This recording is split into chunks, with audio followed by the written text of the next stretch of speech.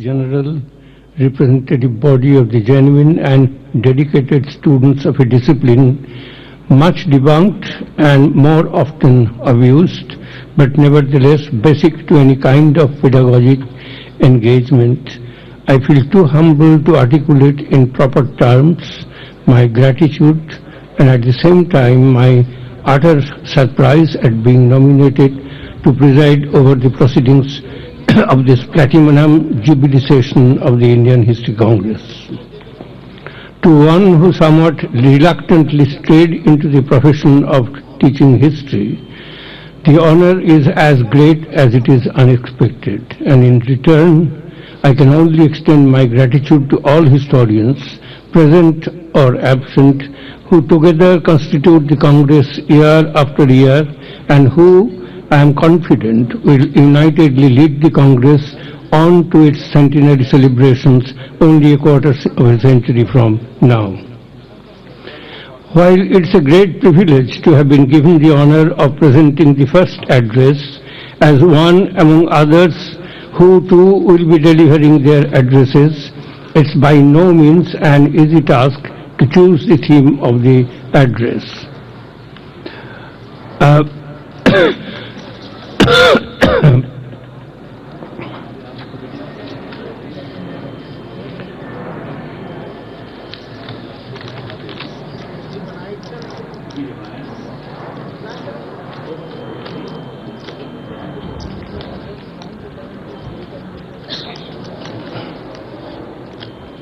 Meanwhile, let me say that the copies of the address are going to be distributed very soon, and you will see that the title of the address is Interrogating Unity in Diversity, Voices from India's Ancient Texts.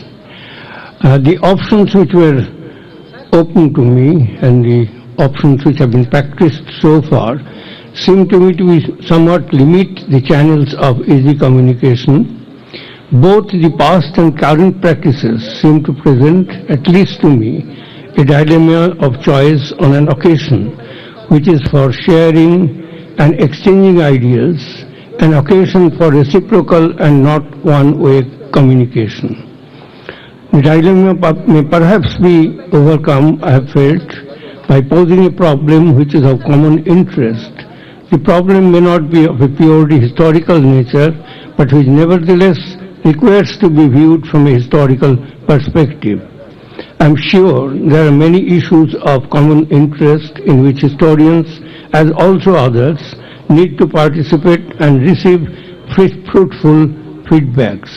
Historians' habitual confidence of finding a final answer to any problem may be expected to experience severe drubbing when it's thrown into an open ring, but even so, in a space inviting open participation, no historian can afford not to offer his or her special input, without which one can confidently assert that no problem can be adequately explored. The problem which, if I am allowed to call it a historian's puzzle, as it appears as a contradiction in terms, has come to me in the form of the expression unity in diversity. It's an expression with which we all are familiar and which for long has been taken to be the apt characterization of what India represents. This is an expression with which our introduction to our own country begins at an early age, and this is an image of the country that we carry with us throughout our lives. If I have chosen to revisit this phrase on this August occasion, it does not necessarily mean that it would be to question the validity of what is nuanced in this phrase. It seems nevertheless necessary to ask afresh, since even recent commentaries on such issues fail to do so. One, what is the meaning of unity in the expression is, or what its limits are implied by its juxtaposition with diversity? In other words, if diversities are taken to constitute unity, at what state do diversities remain when the reference is to unity?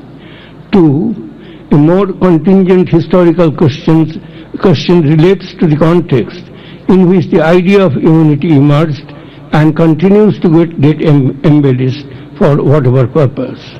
Since it's often found that the country's ancient civilization, or at least at most the pre-colonial Indian civilization, is invoked to buttress the idea of unity, it becomes necessary to examine the kind of empirical material from the past the spokespersons of the idea of unity were drawing upon. 3. If diversities of a country, in whatever sense the term diversity is used, are seen to have coalesced into a structure of unity, how do networks of diversities function within what is perceived as unity, and how indeed did they function in the past? Many more questions may be raised, but the sense of the apprehension that I am trying to articulate should be immediately understandable from what I have raised.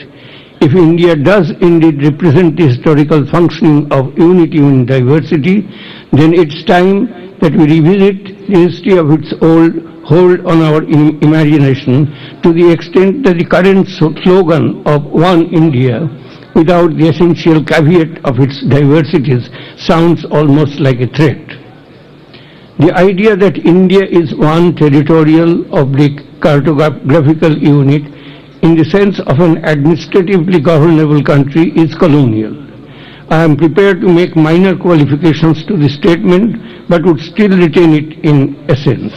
The idea of the unity of the country is of course attractive and could be appealing to a newly emerging indigenous nationalist intelligentsia of the 19th, early 20th century as another invention of the period, the ethno-civilization category of the Aryans, an invention which was lapped up and continues to be lapped up by many Indian citizens, most of whom may live far beyond Aryabhata as it was delimited by Manu and others.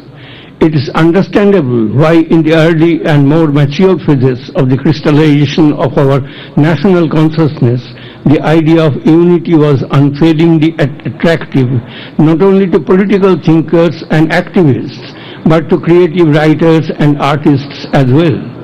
The united opposition to the foreigner as the political master required a spontaneous opposition to the required a spontaneous amnesia of differences, at least partly, in the vindication of the imaging of a country and its peoples. The country could be conceived and represented as a motherland or as a goddess acquiring an iconography. Its inhabitants too could be conceived as a unity, as inhabitants of that country, Bharatavarshi. One among the early historical statements of the idea of unity was R.K. Mukherjee's The Fundamental Unity of India, which assembled mainly early and not so early textual evidence to suggest the presence of the consciousness of unity as a fundamental essence of Indian civilization. The idea of unity rather than diversity is projected as a normal Indian condition unless deviation from it has taken place in some periods of its past. In hundreds of our school textbooks written in the past and being written now, unity rather than diversity is thus assumed to be Indians' self-born quality, defying and dispelling the need for any inquiry about the past of the achievement of that unity. Historiographically, it seems curious that even recent attempts to deal with a concept such as cultural unity of India end up not by subjecting the concept itself to any critical query, but trying to find ways of rationalizing it in terms of the process of interaction between what is considered a great tradition and different little tradition or traditions, or by invoking the old notion of a perpetual oscillation between the trend towards centripetalism and centrifugalism. Only the terms have been thought to be indigenized, centripetalism having been Sanskritized into Kendravimukhi and centrifugalism into Prantavimukhi. It seems as though there was some kind of central agency in the past consciously ordering things about and deciding upon the elements of diversity to be subverted and the measure of unification or centralism to be achieved. What is indeed curious is that in perpetuating the use of such terms as centripetal and centrifugal, or of great tradition and little tradition, we perpetuate a notion which is not only value-loaded but also unhistorical. Despite the casually interjected caveat that it's useful to think of the cultural unity of India not as a thing out there somewhere, but as a process. What is conceived as great must have had a history of becoming so, as greatness, like littleness, is not self-born.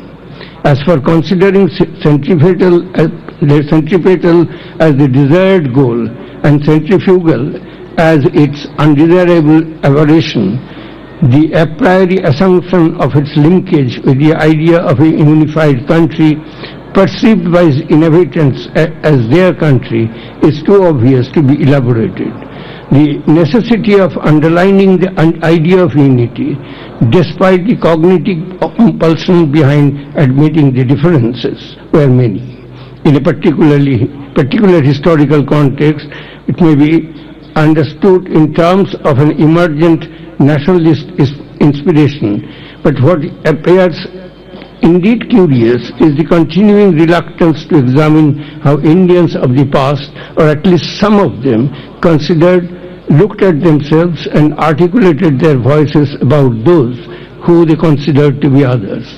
The nature of the perception of diversities and of differences in a society is an indicator of how its various constituent elements would interact with one another. If such diversities and reciprocal perceptions and interactions are found to constitute a design for unity for the complex reality of Indian society, even in the past, then too it would perhaps necessitate a fresh thinking regarding the sense in which the idea of Indian unity can be sustained. Further, even if we proceed with the idea of a pervasive culture spread something like a veil over the disparateness of diversities, the processes through which such a veil came to be woven requires, if not empirical validation, at the least some form of reasonable speculation. It's a requirement of history as a discipline, and to this requirement I may turn now with a great deal of diffidence. At this juncture I pause for a moment, and let me confess that since it will not be possible for me to read out the entire text of my address, I will make a selection of some of the empirical material that I will present, skipping the others, but the text of the address would be available to you, and I invite you to go through that assembled empirical material and form your opinion on the meaning of this material. In fact, my argument rests largely on the use of this empirical material, and I invite you to have a look at the same material and see if you agree or disagree with me. So I start with perceptions of diversity and difference. Even at the risk of appearing to draw a hasty, unwarranted design, what seems to characterize the thinking of early text writers is that the social situation was perceived as consisting either of binary opposites or as a combination of multiples. The relationship between binary opposites could be simply stated in clear terms of irreconcilable opposition, whereas among multiples the relation could be expressed in various ways as of differences which were a part of the social reality as a whole. If binary opposition was expressed in such terms as Arya and Dashu, as in the Rig Veda, The opposition was stated not simply in terms of the simultaneous existence of two groups, but also of the need of the Aryas to annihilate the Dashuts because of the vastness of cultural difference between them. The difference between the Aryas and the Mlecchas, a kind of generic term which could include diverse ethnic groups, may have originated in linguistic difference, but the theoretical impracticability of the two categories merging into one remained firm throughout. The text writer's preference for whatever was associated with the Arya made the Arya's image as nobler in relation to others, leading to differentiation and hierarchization between cultures on a significant scale. This could be extended to creating other cultural categories which could be taken to represent other types of binary oppositions: urban, rural, Janapada, Aranya or forest, Margi, Deshi, and so on. The notion of value assigned to binary opposites was very much present in the context in which geographical space inhabited by groups of peoples was conceived. Whether it was the five-fold division, seven-fold division, or nine-fold division of Jambudvipa or Bharatavarsha, both terms taken to correspond to India, space consisting of a number of separately specified inhabited spaces carried with it clearly the sense of difference between Madhyadesha or Aryavarta and the other quarters or Desh. Madhyadesha or Aryavarta was a land of purity with an ideal social order. Other quarters were qualitatively impure and inferior. The perceived boundaries of the sacred land may have differed from one period to the other, but the distinction in terms of purity remained. Manu, around the beginning of the Common Era, defined the country between the two rivers, the Saraswati and the Drishadvati, as the land of Veda, and the conduct of the four classes or varnas in that country, the country of good people. Similarly, the middle country and Aryavarta were both sacred in the sense that they were fit for sacrifices. In fact, Manu's land fit for sacrifices was sharply distinguished from the land of the barbarians, impure in the absence of Aryas. If the early Smriti writers considered space in terms of sacredness and profanity around the beginning of the Common Era, we find Rajasekhara, the author of Kavya-mimamsa, continuing with the same notion in the 10th century of that era. To him too, in his Kavya-mimamsa, Madhyadesha was the source of good behavior, and the mode of the poets was derived from that region. The origin of the idea of difference between what was perceived as sacred or pure, in contrast to what was profane or impure, in the same way as Marga defied divine, and Desi, worldly or futile, may have derived from purely Brahmanical order of thinking, but any social reality had to be perceived in terms of the empiricality of it as variable, inconsistent, and prone to conflict, change, and individual agency. With regard to space, the binary division between sacred and not so sacred spaces could further be stretched to appreciating the empirical reality of the existence of numerous Janapada units, which were the basic habitat units of a community or a combination of communities. It was Janapadas or the Nadus of South India, or whatever else the expression was, which defined the spatial identity of those who resided in them. If one is permitted to take Tamilaham or the Tamil country as a space of the magnitude of a macro Nadu, comparable to a macro Janapada, it was the poet's perception of differences which represented its landscape. The differences did not relate to topography alone. The poems bring out the different landscapes of moods and responses corresponding to the physical landscapes, the hills and forests, the coastline, the riverine plains, the pastoral land, and the dreaded arid wasteland. It is, however, not mentioned in the majority of texts, including the Puranas, how the Janapadas mentioned in them differed from one another except in their locations in their respective quarters, whether it was east, west, and so on. The Janapadas or Nadus were many. With the passage of time, several Janapadas could merge to become a Mahajanapada, a Rashtra, or a Desha. Only a comprehensive attempt at preparing a chronologically designed historical geography of India could reveal the changing number and distribution pattern of Janapadas, Nadus, Mahajanapadas, Rashtras, and other habitat of the political units across the space which was conceived as Bharatvarsha in our early texts.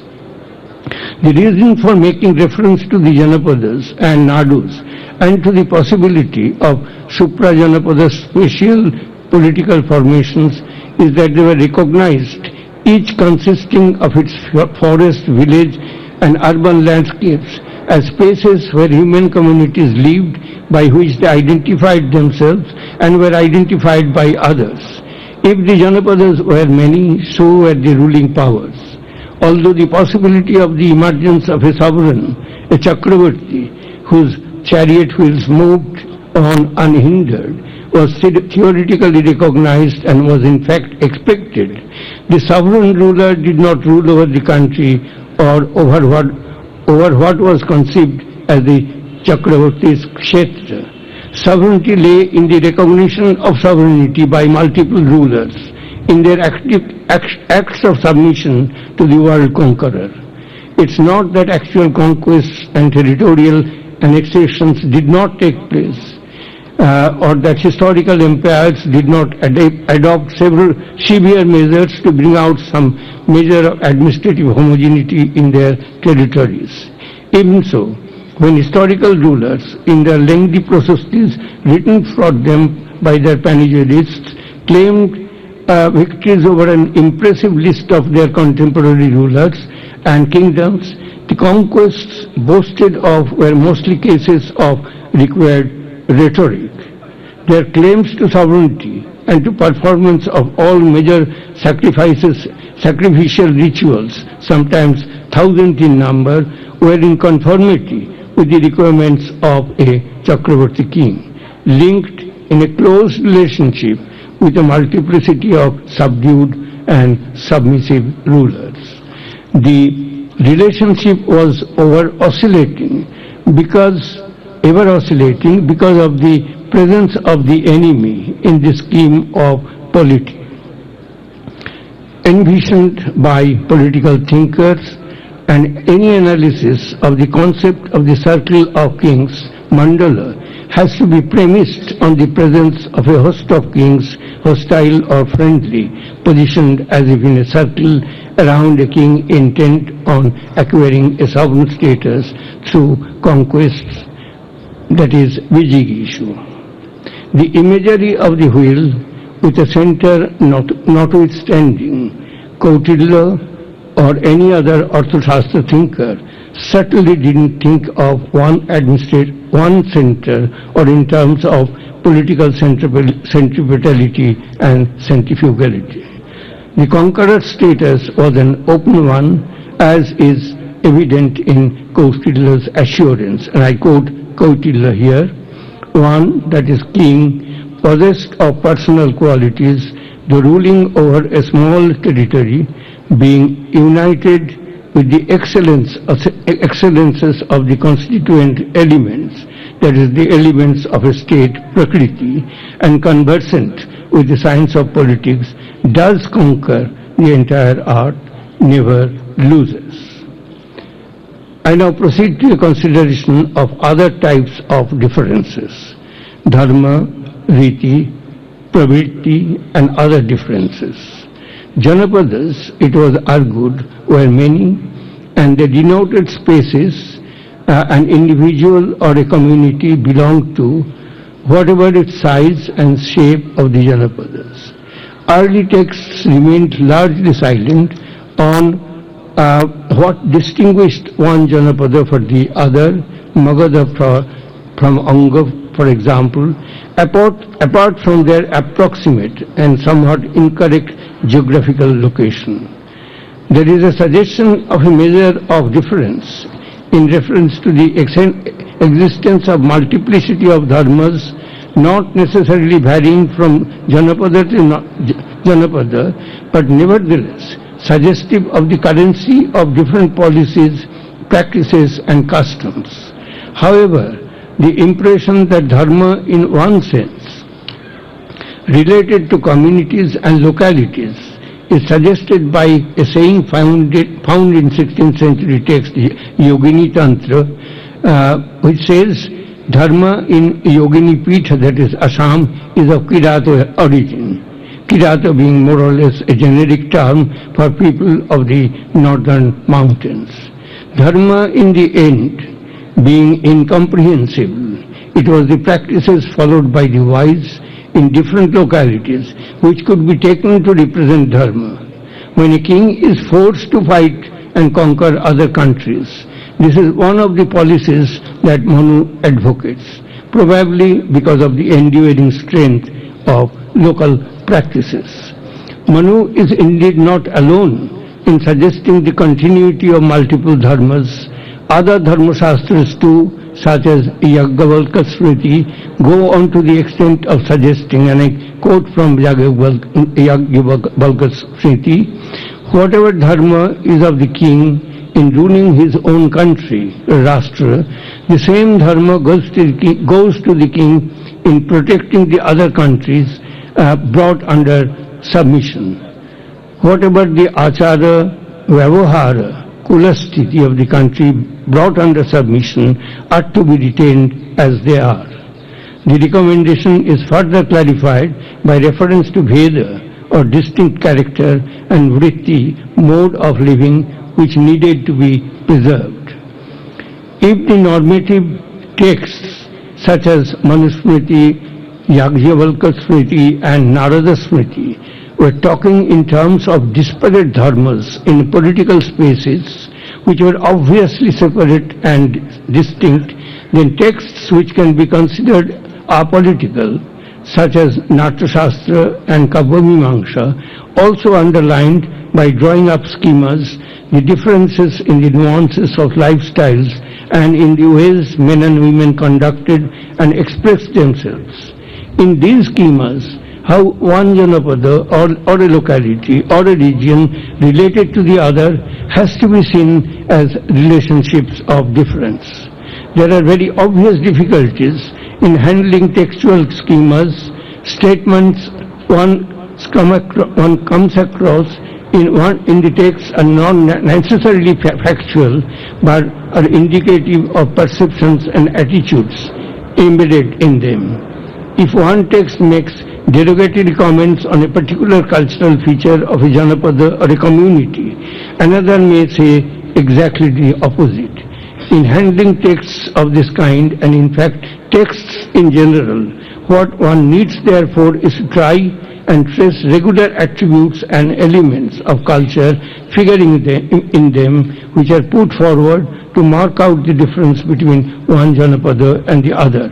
That is to say, that the texts do not make a statement of cultural relationship, but rather of relationship of difference.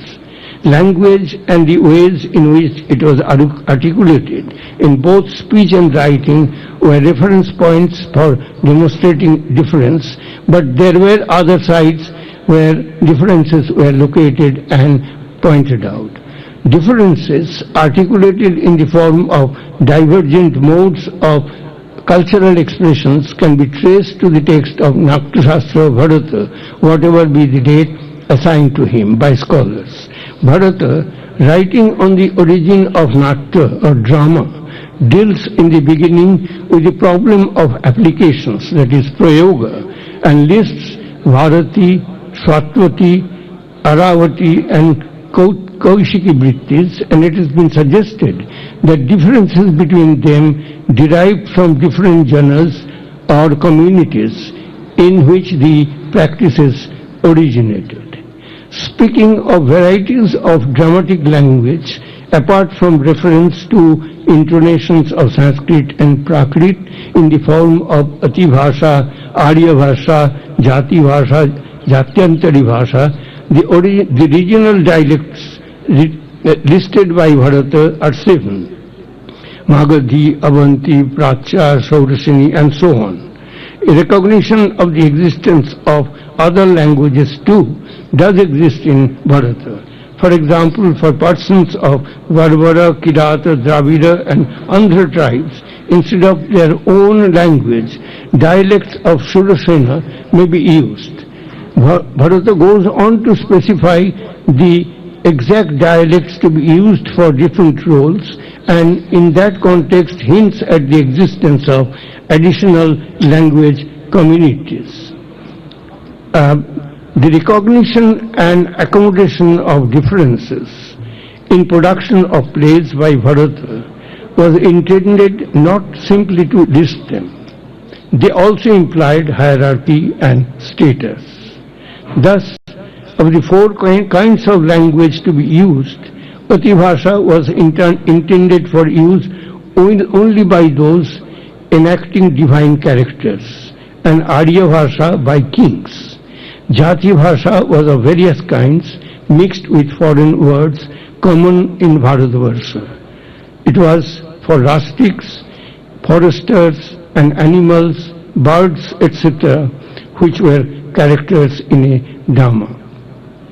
Elaborating on Bharata's concept of vritti and pravitti, Rajasekhara of the 10th century too talked of pravitti, defined by him as Vesha Vinyasa Krama, that is sartorial styles, vritti defined as Nritya, Gita, Kalavilasa Paddhati, and Riti as Vachana Vinyasa Paddhati. In talking of difference, it is these features which appeared relevant to both Bharata and Rajasekhara. However, viewed even from these specific features, the diversities appeared so enormous that Rajasekhara posed the inevitable question and answered it. If the countries are so innumerable, how could they all be accommodated only within 4 categories? To this, Rajasekhara's answer, similar to that of Bharata, was, even if the countries are countless in relation to Chakravarti Kshetra, they are imagined as 4-fold. Thereby it becomes irrelevant to think of endless number of countries.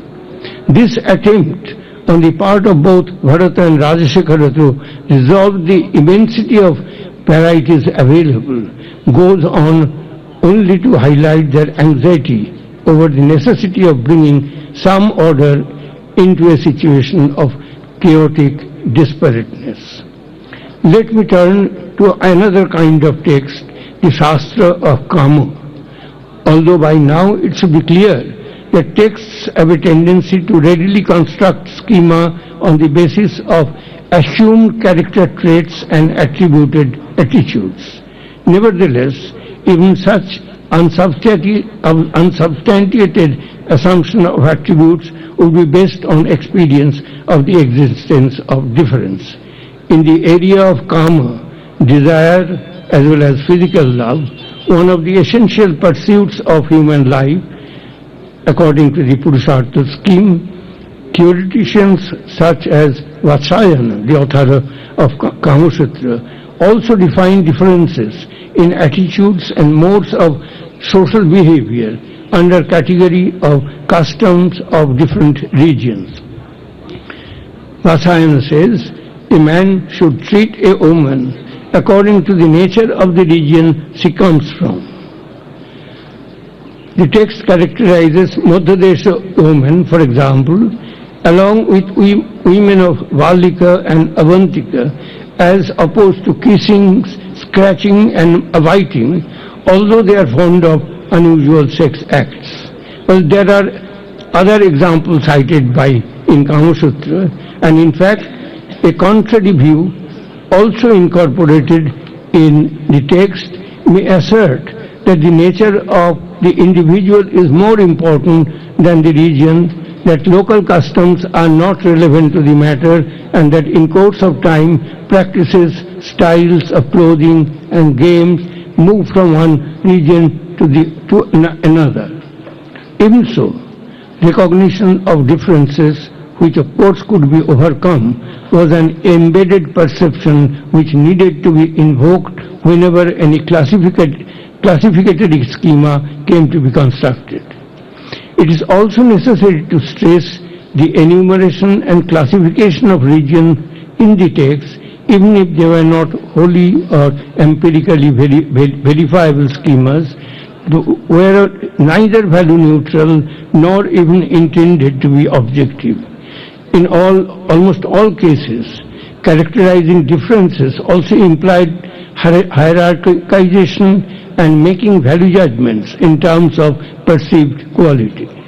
Since such generalizations covered a really wide range and included character traits of Varnas, of regions, ethnic groups, sexual proclivities, it would be almost impossible to attempt a mapping of the possible patterns of interaction in society in this maze of differences and differentiated qualities. Perhaps the best available early examples of perception of difference, either in linguistic or in ethnic terms, are to be found in genres of texts that may be considered as non-sectarian, even irreverent in character. The monologue plays or Vanas, generally dated to the middle of the first millennium of the Common Era, are examples of this genre.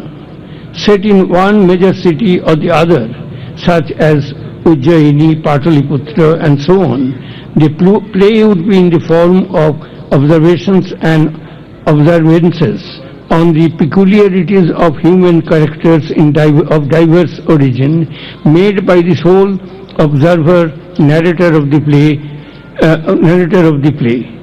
The Vana Padatarikata, which literally means kicked by the foot, for example, refers to representatives of different communities and localities such as Shaka, Yavana, Tushara, Parashika, Kirata, Kalinga, and so on. The list is inexhaustible.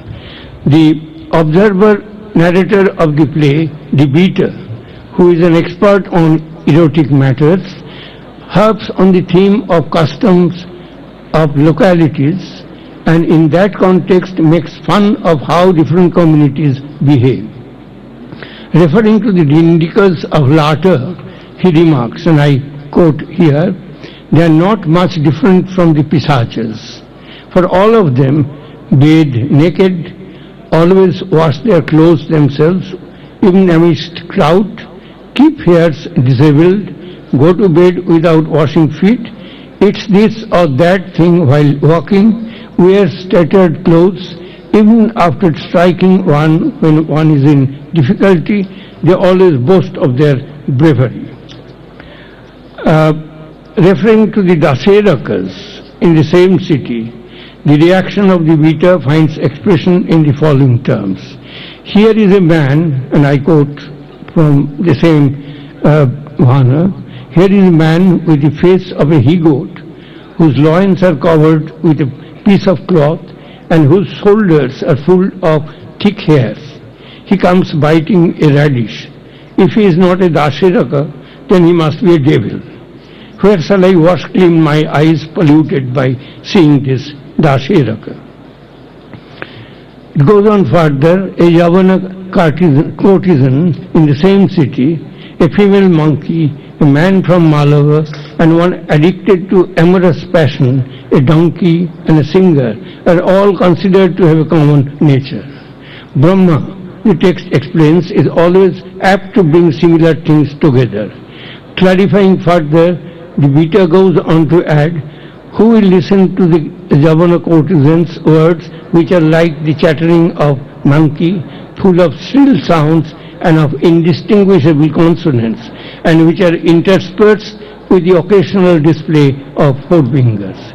The same text, as can be expected, puts a character from Gandhara in the category of Hastimurkha, an elephantine fool, in the same manner in which a character from Dakshinarada, Southwest Bengal, was branded as an incarnation of conceit in an allegorical play of the 11th century Prabodha Chandrodaya. As can be expected, he too, in his turn, had branded the entire world as full of idiots. If all that has been cited so far points in the direction not of a consciousness of unity, but of mutually distrustful diversities, then the extension of this perspective of mutual perceptions to the field of doctrinal and sectarian differences would reveal the same pattern, despite the stereotype of tolerance that marks Indian religious historiography. The tradition of contestation between different vadas or doctrines is fairly old. One can of course point to the fact that although differences did exist, it was the recognition of differences and respect for them as it advocated by Emperor Asoka in the 3rd century BCE that ensured the coexistence of pluralities in society. Asoka's message for mutual understanding and toleration of differences was, however, unique. Looking at it from an opposite perspective, it was also a recognition of the absence of tolerance necessitating imperial intervention. The entire history of Indian philosophy starts by making an initial distinction, vadas or doctrines, which were believed to be based on conformity to the authority of the Vedas. This, of course, should not be taken to mean that all doctrines seeking valorization with reference to the Vedas constituted an undifferentiated category.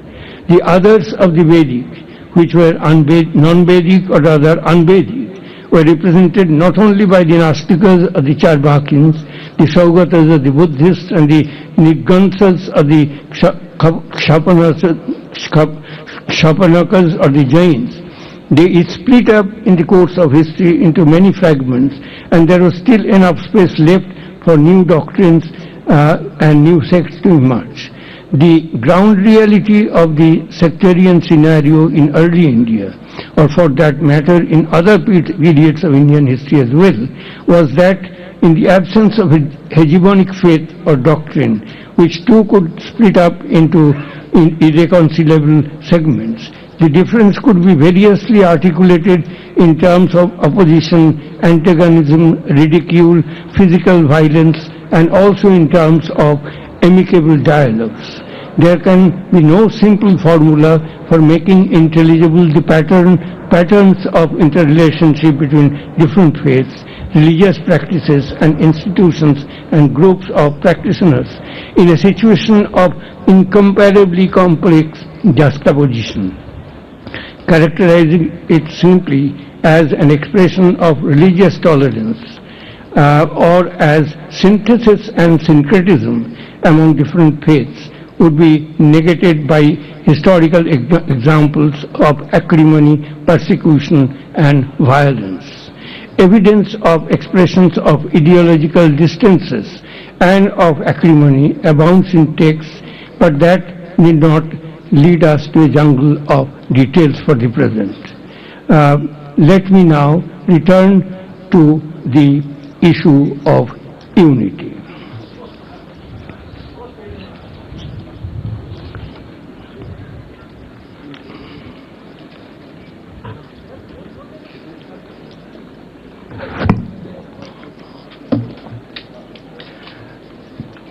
According to an informed opinion, the essence of tradition has to exist in a medium of language. One may demand equally legitimately that the essence of unity, to be understandable, has to exist in the form of a concept in a language. A single word expressing the idea of unity in modern times in the Indo-Aryan languages would be Aika, derived from Eka or one. But the concept of Eka, encompassing Bahuda or the diverse or the many, as found in the Rig Veda, actually equates Eka with several other gods named differently as Indra, Mitra, Varuna, Agni, Matarishan, and so on. And this equation in any case does not have any bearing on the idea of Indian unity. Even the limited samples of textual evidence that I have cited should suggest that those who wrote our early texts appear not to have been terribly concerned with the idea of unity as a hallmark of their society and culture. The texts, in fact, seem to provide an opposite impression. It is therefore somewhat curious that the insistence on the image of India alone representing unity in diversity has to figure in all varieties of Indian historiography, colonial, orientalist, nationalist, Marxist, and what one may perhaps call post-Marxist. The presence of the idea, despite the mandatory accent also on diversity in all branches of writing, is so pronounced that one is inevitably led to ask once again questions which seem to have so far remained unasked in clear terms. One, India indeed represents diversity. How did the diverse elements dissolve their own innate characters to come together to construct or constitute an entity called unity? In other words, what was that magic formula which Indians alone could conceive to transcend all differences to emerge as a united body? Two, is there a historic moment, juncture, which represents the achievement of that unity? For if there is, then the possibility of any new elements further contributing to that unity seems to get automatically precluded as post facto appendages external to the achievement of that unity. Alternatively, is it that what we assume as unity is really an ongoing process towards a new formation? Or has it always been so in the past as well, necessitating that we reconsider and reorient the entire idea of unity in our mindscapes to speculate new alternatives? Before I can think of even facing such basic questions, in addition to the ones I posed in the beginning, let me consider briefly views of two well-known thinkers who both subscribe to the notion of India's unity in diversity, Tagore and Koshambi. Two of Tagore's memorable writings project this idea as their essence: his long musical piece Bharat Tirtha and his short essay Bharatvarsha Itihas. In Bharat Tirtha, two major metaphors are employed. One is that of an auspicious pilgrimage site on the shore of the ocean of great humanity, where people from diverse locations and diverse origins converge, obviously in their quest for a final resting place. The other metaphor is of the body. Bharata is conceived as a body in which the Aryas and Anaryas, Dravidas, Chinas, Sakas, Hunas, Pathans, Mughals all merged. The metaphor of the body is significant because as a living and vibrant organism, all parts of the body or tissue could be in which no organ or tissue could be discarded as redundant. This is precisely the idea that Tagore projects also in his essay Bharatvarsha Itihas, when he says Bharatvarsha has not discarded anything. Bharatvarsha kichui tag kore nai. Tagore's idea of Indian history being not just a chronicle of genealogies and battles, but of persistent search to forge unity among diversity, of ways of reconciling between seemingly irreconcilables, again underlines the almost inexhaustible range of cultural ingredients which all fuse to emerge as recognizably Indian. Tagore, in talking about unity, did not insist upon unity being a fait accompli. His use of the term search or sandhan rather pointed to the quest for unity as an ongoing process without the predictability of an inevitable final accomplishment.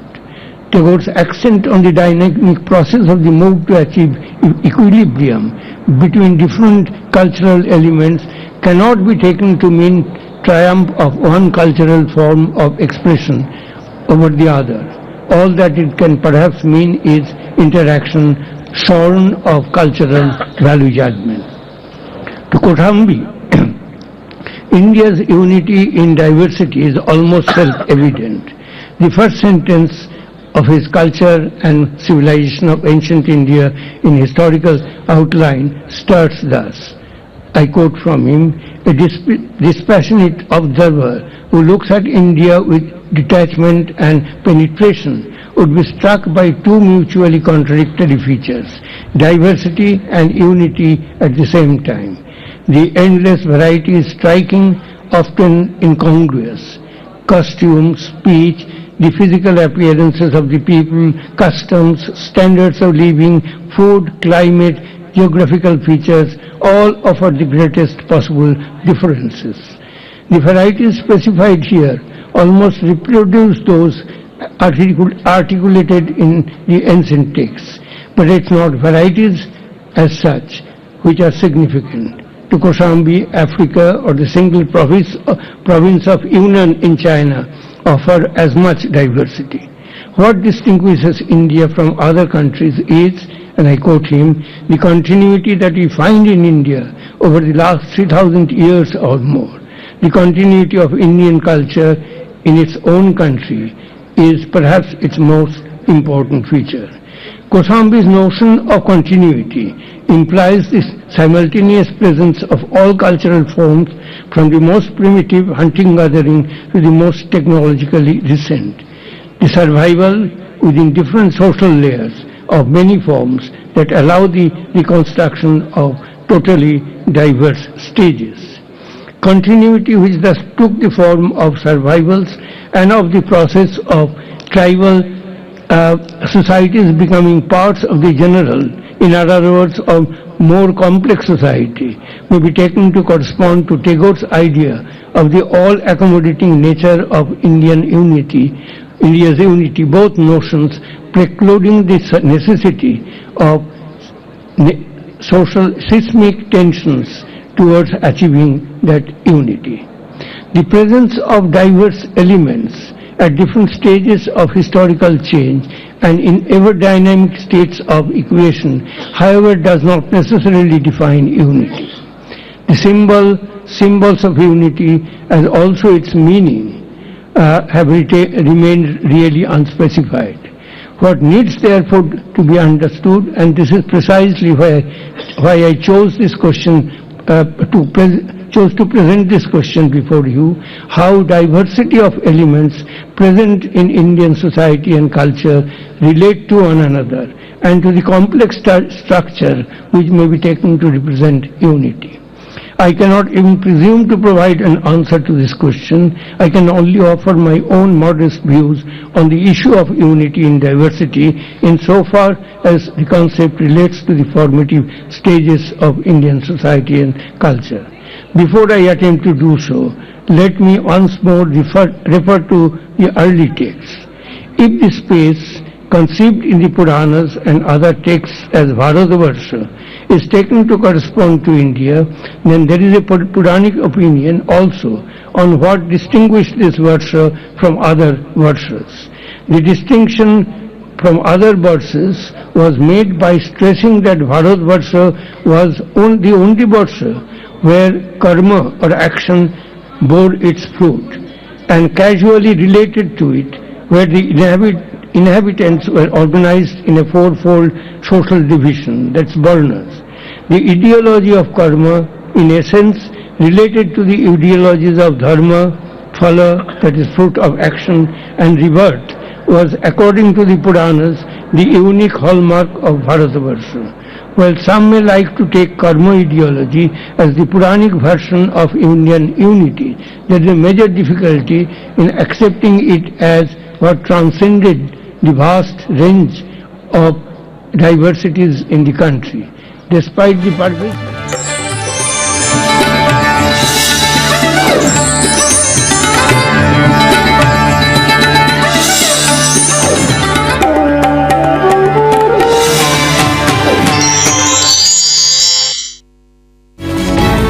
Britain में इन दिनों मनचाहे संतान का मुद्दा गर्म है। आनुवंशिक बीमारियों से पूरी तरह से निजात दिलाने के लिए वैज्ञानिकों ने एक नई तकनीक को विकसित किया है। जनरली ये सिर्फ प्रजनन का एक तरीका है जिसमें माँ अपने जेनेटिक कंट्रीब्यूशन से वंचित ना रह जाए अपने ही बच्चे। कोई भी रिसर्च अगर हो रहा है तो it's always for the benefit of the child and the parent. प्रजनन से पहले ही अगर बीमारी खत्म हो जाती है तो ये बहुत बड़ा प्रगति होगी, लेकिन इस पर अंकुश उतना ही रहे कि हाँ, बीमारी को रोकने के लिए तो टेक्नोलॉजी ठीक है, अदरवाइज नहीं।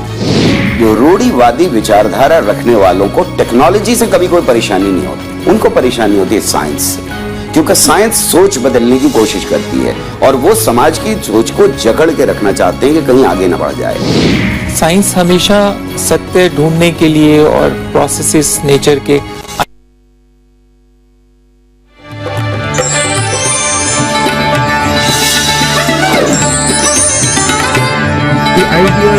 sovereign ruler sovereignty hinged upon the subordination of multiple other rulers. The Shastras I have cited point to diversities of Janapada cultures and also to the existence of attitude of mutual derision, real or concocted among them. Imagining the existence in the past of a common history, common heroes, a common literature, common art, a common law, may be a satisfying assertion of a colonized patriot. It can hardly pass empirical scrutiny. Do we then abandon the idea of unity altogether? Approached from a historical perspective, the idea of unity, it seems, may at best be considered as a process of interaction, as a process of transformative but unequal dialogue among varied local, sub-regional, regional elements of culture, in other words of Janapadas, Nadud, etc., across time and across spaces. I have argued on another occasion that as a geographical space, India can be viewed as a land of interlocking regions, the cultural implication of which would be that geographically contiguous and interlocking regions would have greater cultural affinity in terms of linguistic and other traits than would two distant regions. Of course, communication and pervasive reach of major symbols of trans-regional cultural affinity were not geographically determined.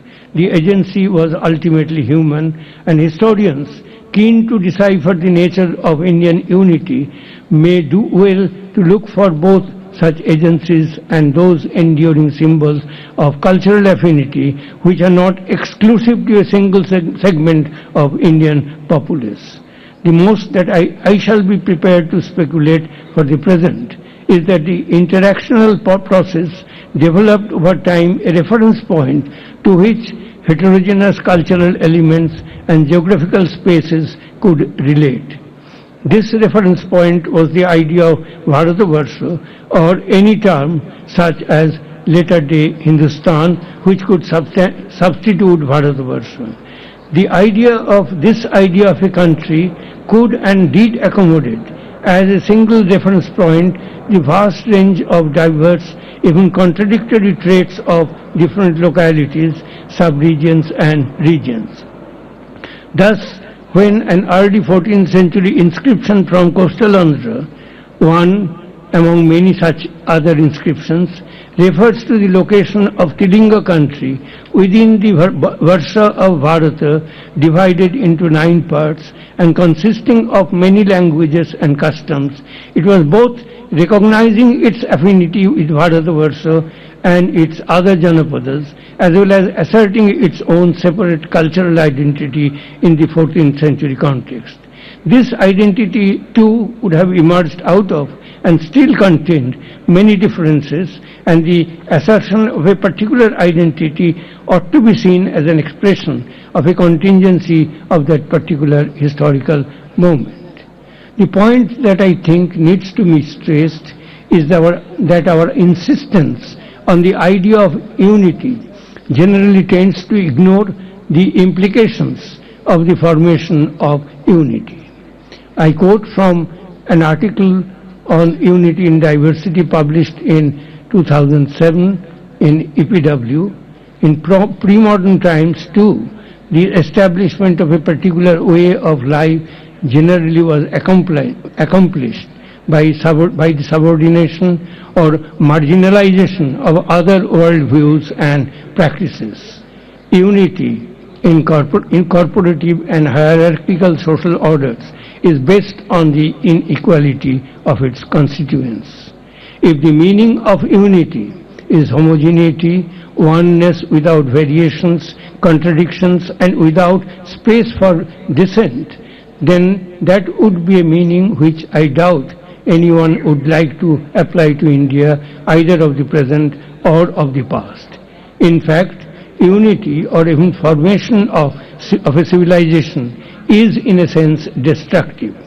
It brings together disparate elements through the decimation or annihilation of a large number of community elements, large number of such elements. Even when pre-civilizational, essentially local and community elements get into the process of civilization formation through any other means, the structure of the new formation invariably implies select accommodation, marginalization, elimination, or subordination. For example, in the process of the emergence of major religious cults, when the Vana, or the forest, merges into the Kshetra, settled agrarian space with a complex social organization, it's not the Vana per se which continues to remain present. Despite the presence of tribal Vana elements in the cult of Jagannatha at Puri, the cult emerged as so thoroughly Brahmanized and identified with Brahmanical notion of social hierarchy that it was inevitable for an egalitarian socio-religious movement such as Mahima Dharma to make it a target of attack. More recently, although the community of Bengali Bhadraloks continue to invoke their goddess Kali as Digambari or Digvasana, that means one whose garment is the sky, or one who is without a garment, as an idol for worship, Kali is made to conform to the norms of Bhadralok propriety by being clad in a sari. Thus, those who attempt to invoke concepts such as dharma or Sanskrit paradigm to conjure up an image of Indian unity appear to be unaware of the negative potentialities of unity. Consider the following statement recently made in relation to a possibly timeless India, and I quote here from an article recently published from the Bulletin of the Ramakrishna Mission Institute of Culture. A multilingual, a multiracial, a multi-religious, a multicultural India had some kind of an integrative framework of a nation governed by dharma. The projection of dharma as an integrative framework fails to recognize that dharmas were multiple, and in any case, in the event of failure of dharmas to resolve an issue, it was the Raja Sasana or the royal edict which ultimately prevailed according to textually prescribed procedures. Dharmas could and therefore did clash. As for Sanskritic paradigm symbolizing Indian unity because of its pan-Indian reach as a sacred language and its ideological underpinnings, it's perhaps necessary to recall what linguists have told us. Writing way back in 1954, M.B. Emenu remarked by way of explaining the initial reluctance of linguists to accept the possibility of Sanskrit borrowing from Dravidian. And this is what he says: Indian civilization itself with its enthronement of Sanskrit at the expense of other languages, caused Western scholars to think this way about Sanskrit, that the enthronement of Sanskrit was at the expense of Dravidian and other languages has been stressed further by Emmanuel. He goes on to say, the geographical distribution and the nature of boundary in central India between Dravidian speakers and the speakers of Indo-Aryan languages that descended from the invader language Sanskrit are good evidence that Dravidian has been steadily retreating before Indo-Aryan. More recently, an overview of the linguistic prehistory of South Asia postulates the following about the Austroasiatic Munda languages in relation to the distribution, to its distribution in South Asia.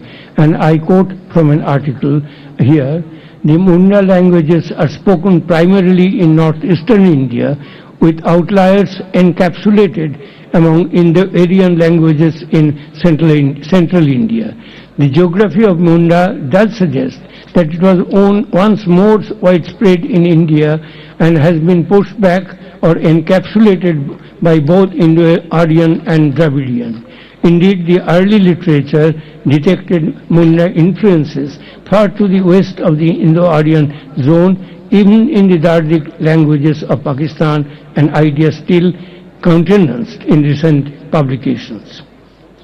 One also ought not to be oblivious of the fact that in addition to being the vehicle of exquisite literature and subtle philosophical thought of wide reach, Sanskrit has for long been the purveyor of a most pernicious ideology of social inequality through the concepts of Varna, Jati, Varna Shankara, condemning a major chunk of Indian humanity to degraded segregation and untouchability. Sanskritic paradigm was pervasive, but it was a symbol of ideological dominance, not of shared participation, without which the meaning of unity remains hollow. It's an irony of history that movement of diverse cultural spaces to come together, to integrate, to function as a united entity happens invariably by sacrificing a multitude of such spaces. The nature of the sacrifice depending on the historical context of their disappearance. In India, many did not disappear, but went nevertheless through a process of change or of metamorphosis. Many others survived, giving the country a unique appearance of continuity. History too has gifted us new cultural forms which have entered into new relationships of interaction. In my ode to diversity, which I fear may turn into an elegy sooner than later, I simply plead for the survival of diverse cultural spaces in a world which is fast becoming a victim of dangerous global homogenization. We have started to experience the diverse splendors of our vast universe in our neighborhood megamoles instead of learning to experience it all around us. In our own country, the massive spread of what I call Maggie Mania from Kinnaur to Kanyakumari simultaneously combined with increasing the persistent threats to our personal and community culinary preferences is paralleled by the increasing centralism and autocracy of today's Madhya Desha and the steadily growing imperialistic ambition of a single language in a multilingual terrain. The evidence that I cited above from our ancient texts of cultural differences, tensions, even of conflicts, was evidence of dynamic interactions in a heterogeneous society. Keeping the heritage of that glorious, if contentious, heterogeneity in mind, let us hope that today we do not deliberately consign that country, our many Indias, to the black hole of robotic uniformity in the name of integration and unity. Thank you all. Thank you all very much for your patient hearing. Thank you.